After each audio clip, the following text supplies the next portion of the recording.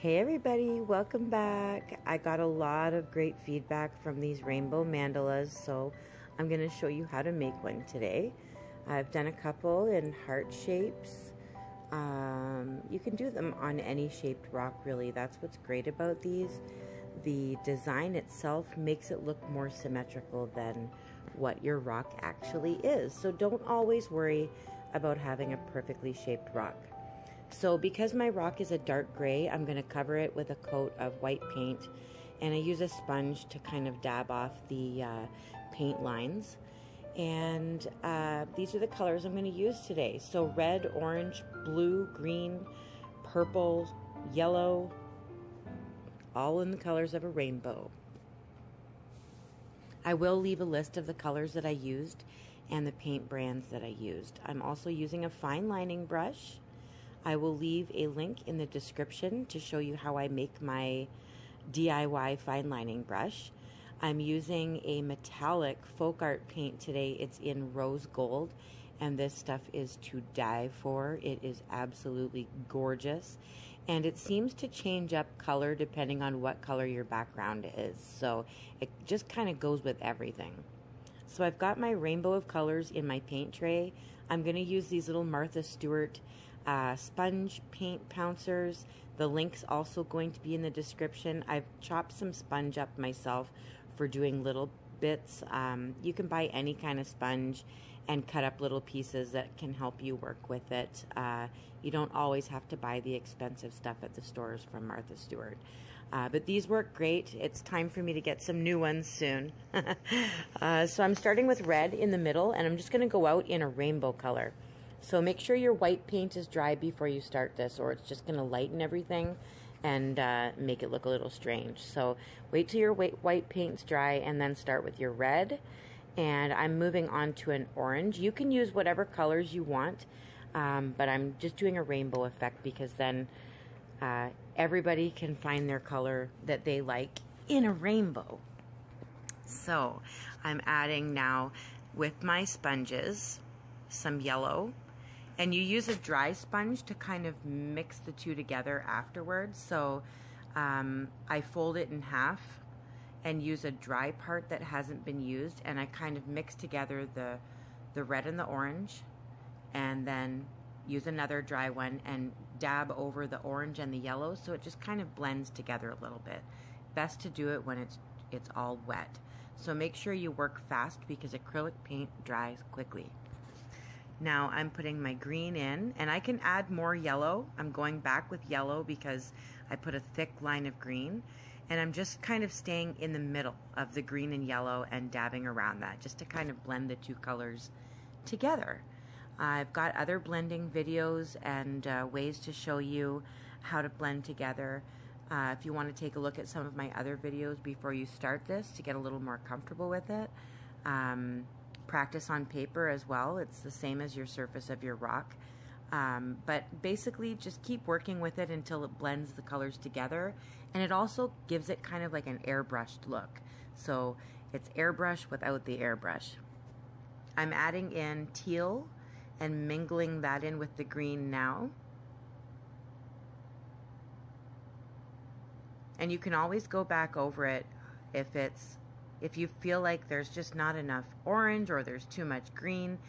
Wait till it dries and you can go back in and blend together some more yellow and green into it, or whatever your heart desires.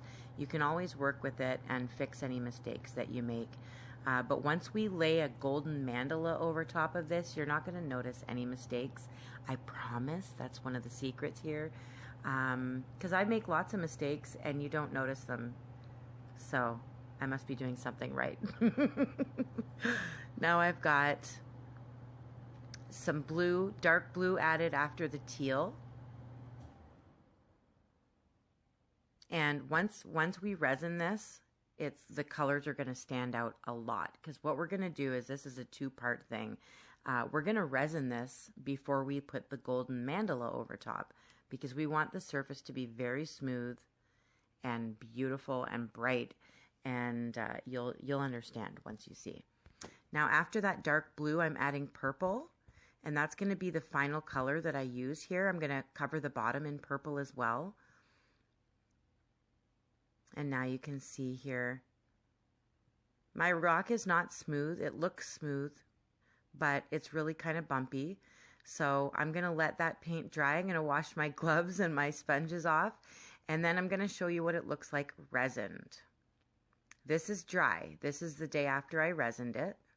It looks amazing, like a jewel, and it's ready. It's dry. It's ready for its gold mandala.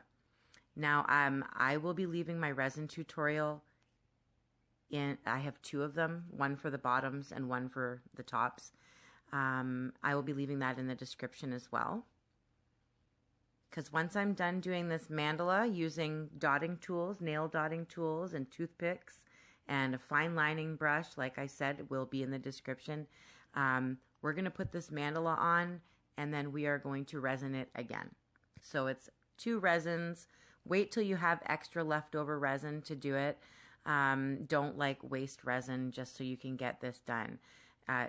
Leave it off to the side once your golden mandala is on there, and wait till your next batch of resin, and just give it a quick coat. So what I've done is I put a big dot of rose gold in the center, and then I did like north, south, west. Never eat shredded wheat. That's what I do. That's what I call it. So I have my dot at the top, bottom, left, and right, and then I go in between those dots, and I don't use any kind of tracing or any kind of stencils. So I just go by eye, and sometimes it looks really loopy when I'm done, and sometimes it looks great. So I'm not using any kind of fancy templates. I'm just going to make it up as I go along. So I've made bigger dots around the second time, and I put those in the center of the littler dots. Now I'm going to go back and forth between dotting tools and toothpicks and my fine lining brush as well. And I'm just going to go back and forth. Do whatever you want, or you can do what I'm doing. This is just to give you ideas of what you can do. So off of those larger dots that I just did, I'm doing like flower petals. So from each of those dots, that's where I go from to make my petal. And everything just kind of synchronizes together. And as long as you don't make them too big or way bigger than the other ones, you're fine. So, but it does take practice, and I don't expect anybody to get this right away. So I've put a flower on there. In no way is it perfectly symmetrical. Don't ever take any kind of measuring tapes to my stones because they are not perfect, but they're still beautiful. So now I'm just going to do a little loop from the points on those flower petals and connect them all together. And you'll see it starting to come together, and it just doesn't even look like paint anymore. It just looks like color bursting from behind that mandala. Now you can go in and add different dots in different places. I'm just going to do some bigger dots here on the ends of my flower petal points there. The best part about making these is that you can change them up. It's really hard to do the same one twice, I'll tell you that. Every design is different. I do have a lot of similar techniques that I use in all of my mandalas, but it's really hard to do them exactly the same. So this one's unique until you guys do it exactly the same as mine. So I've drawn 3 little lines coming out from those areas in between the petals. And then I put dots on the end of all of those lines. So it kind of looks like stems coming from a flower. Can't really see it very well, but I've got all the dots on the end of those lines. And you can pause this and do this at the speed that you're comfortable with. Now I'm going from those bigger dots, and I'm doing like a pointed triangle between each of those dots. And I'm trying to make sure that I stay consistent with the size, but it completely depends on your shape of your rock as well. You can go by the color as well. I'm trying to keep it, to the point goes to the dark blue. But, each one is going to be different. So now I'm doing a little loop between those, and it's kind of at where the green meets the blue, or the green meets the teal. That's where I'm doing the loops. And it looks symmetrical, doesn't it? It looks pretty cool, but it's not. Don't measure it. I promise you none of my stuff is ever going to be perfect because I do not use a template. I don't use a stencil. Now I'm putting more dots, and you can do these dots whatever sizes you want.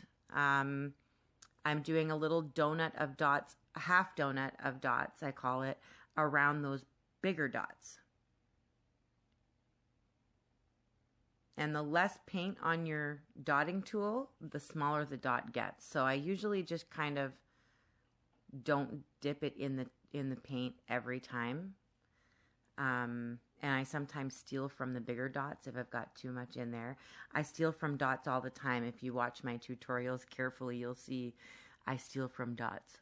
And that's what I call it. I'm a dot thief. So I'm going around a second time. Now that I've done the first set of dots, I'm going around a second time. It just gives it a cool effect. You can go around a third time and a fourth time if you like. You can get bigger and bigger and bigger dots as you go along. Now I'm using my lining brush again, and I'm just putting lines in the little spaces there because if you've noticed in some of my stones, it's all about dots and lines. I'm just fascinated with them all. And once again, they're not all even. They're not all evenly spaced. They're not all the same thickness. And that's okay because you're going to love this when it's done anyway, I promise. And they're not all the same amount of lines either because some of them aren't all the same size. So it's just to give it that cool look and fill in some of the blank spaces. Now I've got all those lines on. It looks just gorgeous. Look at this rose gold paint. Like, how can you not fall in love with this stuff? And it really does change color based on the background that you use. You'll see at the end of this video, I do a couple of stones that are a different color, and the rose gold just changes completely. So I'm putting 3 dots, one bigger than the other, starting at the point, as you can see there, just to fill in some of that green point, the green triangles. Now I'm going with another bigger petal, like bigger flower petal, just to kind of finish it off around the bottom. And the point of the petal is just reaching to the purple in the stone. So that's going to look beautiful.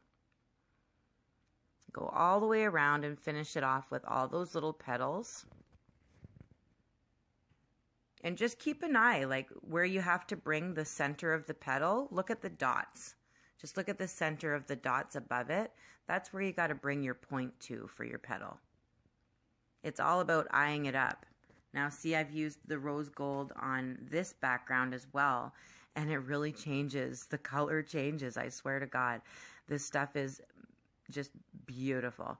So I'm finished. I'm going to resin it again once this gold paint has dried. And there you go. They're so beautiful. I really hope you guys love this and it's not too difficult. Ask me questions. Visit me on Facebook. I do sell these in my Etsy shop as well. So take a look for me at Rachel's Rots Canada. And I love you guys. Bye.